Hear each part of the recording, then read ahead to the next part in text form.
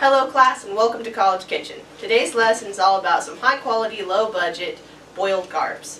So I've already mentioned how pasta is a pretty versatile and cheap tool to use, and today I'm going to teach you how to make it. So highlights we're going to be hitting today are how to make the sauce from the jar taste like it's made from scratch, how to make ramen taste less like salty death, how to make some simple garlic bread, and even how to make some of your own pasta sauce from scratch without help of the jar base. Really simple recipe. Okay, so your equipment includes a colander, a large pot, slightly smaller medium-sized pot, a long-handled spoon, some measuring spoons, and of course, your stove.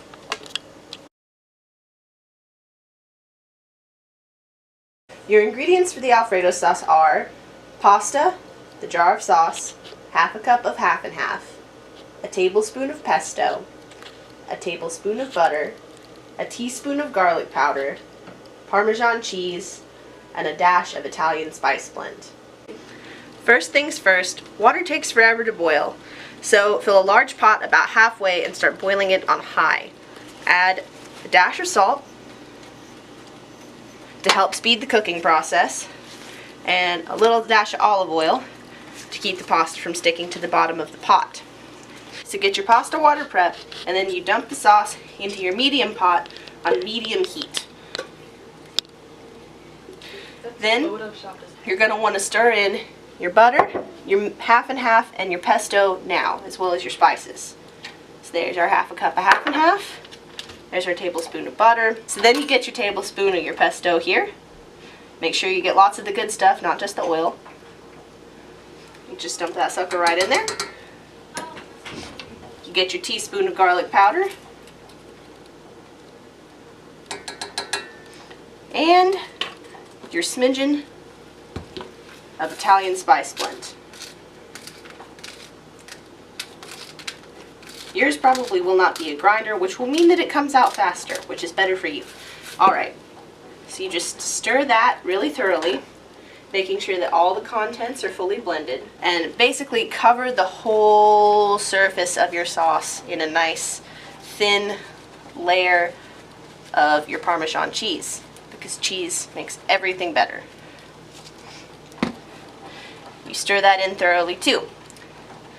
So once you get all this mixed up, you're going to simmer this for about 10 or so minutes, and you're going to come back to it and stir it pretty frequently, making sure that you scrape your spoon along the bottom of the pot occasionally so that none of the stuff is getting burnt to the bottom. The tricky thing about cream-based sauces is if milk is left to its own devices on too high of a heat for too long, it will curdle, which is bad, and then everything is ruined and it's not going to taste good. So in order to avoid that, you keep an eye on it, and if it starts bubbling pretty good, you want to reduce the heat.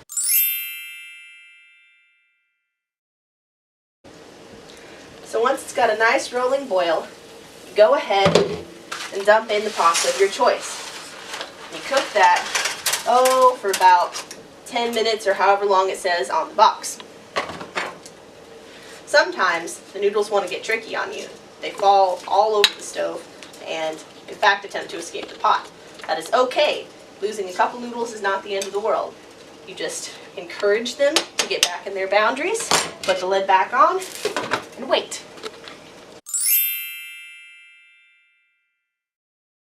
The sausage that I've picked today is kielbasa, which goes well on any kind of sauce you can think of pretty much. I recommend you get the skinless kind from the store because that simplifies preparation. And here's how to cut it up safely. First, you use your claw grip on your non-dominant hand. That puts your fingertips back from your knuckles so that you are never going to have your fingertips under the knife. And you hold your knife securely in your dominant hand, and you push down and forward in a rocking motion through what you're cutting in the size pieces that you want.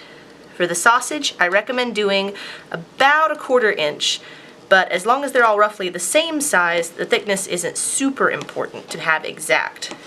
You just want them all to cook at the same speed. Then you just pop those suckers in the pan with just a dash of oil. You don't want to do too much because these suckers are already pretty greasy simply by virtue of being a sausage. You just want to spread those out in a single layer in your little frying pan with your spatula. Then you cook those on medium heat for about 3 to 5 minutes, and then you turn them over and you cook them for 3 to 5 more minutes. I like to get mine a little bit crispy, but as long as you see some evidence of browning, you should be fine with making it safe to eat.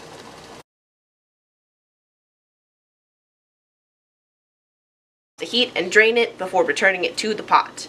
Do not rinse it with sink water. If you time it right, the sauce should get done around the same time as the pasta or right after. Then you dump the sauce on the pasta and stir that up thoroughly. Make sure it gets all mixed together.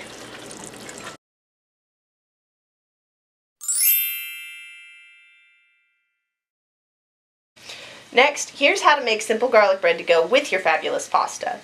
First, cut slices of white bread into triangles. Melt about a tablespoon of butter per 2 slices of bread, and add about a half a teaspoon of garlic powder to the butter per tablespoon.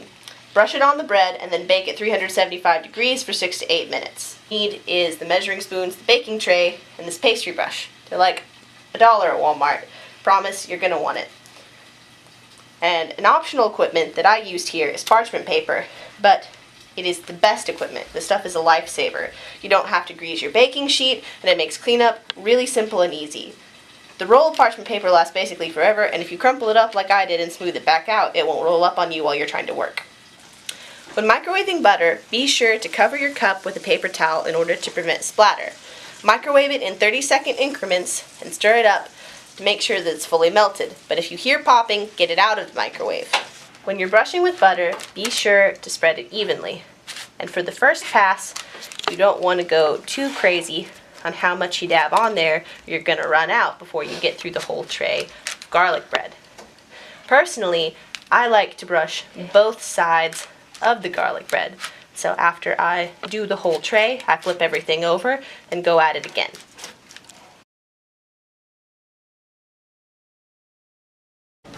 Tastes just like Tuscany. Ingredients you'll need for the marinara sauce are your jar of sauce from the store, some pasta, a tablespoon of minced garlic, and 1 of minced onion, olive oil, a teaspoon or so of crushed red pepper depending on your spice tolerance, some grated Parmesan cheese, and your Italian spice blend. So now that you got your water going, in your smaller size medium pot, you're going to want to get about a tablespoon or so of olive oil, simmering on about medium-high heat.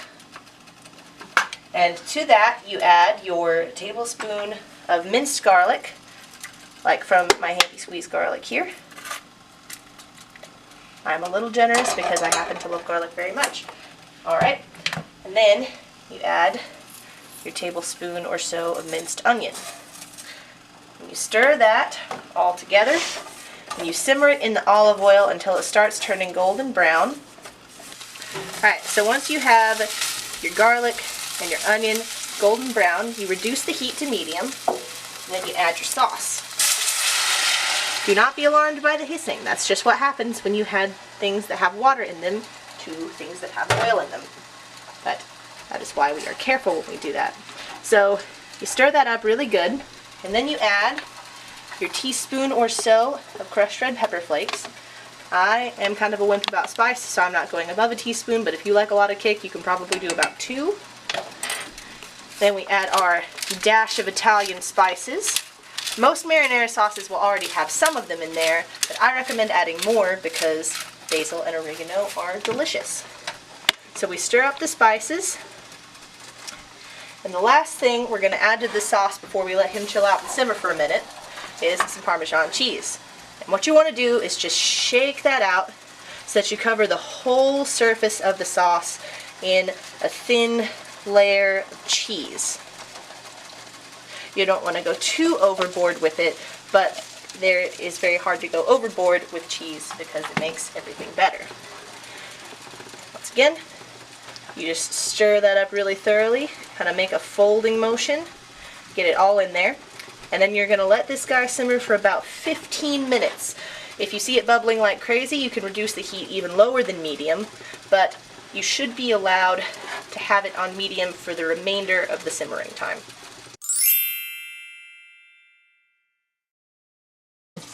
So, now that your sauce and your pasta are done, and you've drained your pasta, you just pour the sauce on top. Make sure you get all that goodness out of the pot.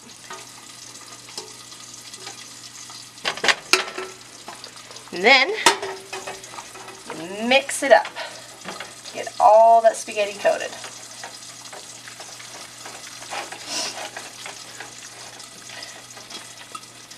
Now you basically got your own sort of homemade marinara. So now that you feel like a fancy Italian chef, I'm going to have to knock you down a peg, because here is where we talk about that humble college student staple, ramen noodles. Now, they're fast, they're cheap, they're easy, and they got that little flavor packet in them. And when you add some crackers, they're not half bad, but they're not great either. Here's how you fix that.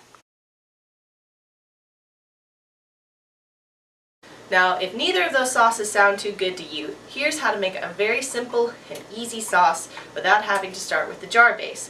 It involves butter and pesto and a little bit of minced garlic. 3 ingredients, super easy, and you don't even have to have a whole pot to make it in. You can do it in a frying pan because it just makes a pretty small serving size. Now, I'm using a recipe from allrecipes.com. You can find a link in the description.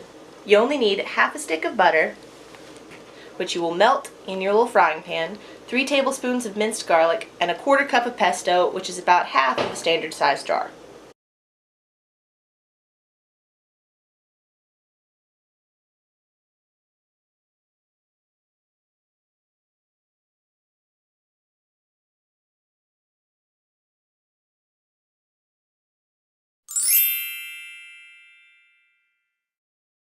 Okay, so now that you've got your butter melted over medium heat, you stir in your pesto and your garlic.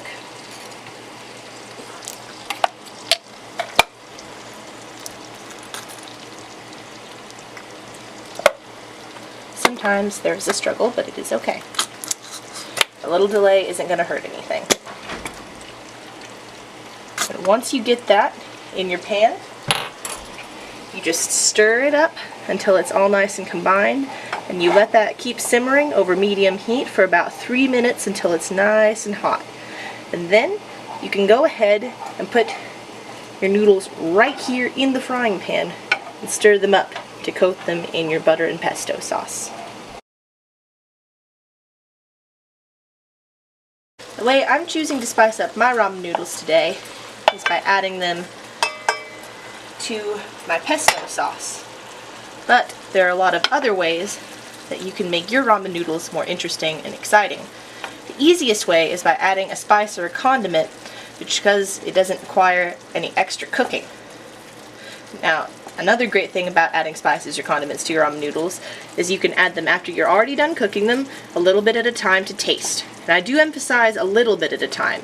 You can always add more spices, but you cannot unspice your ramen noodles. So now you've learned how to make a bunch of different kinds of pasta, and you feel like a professional chef. So if you liked this video, then go ahead and click that little thumbs up button so you can find it later. And if you don't want to miss a recipe, go ahead and hit subscribe. Let me know in the comments what your favorite kind of pasta noodle is. Until next time, class dismissed.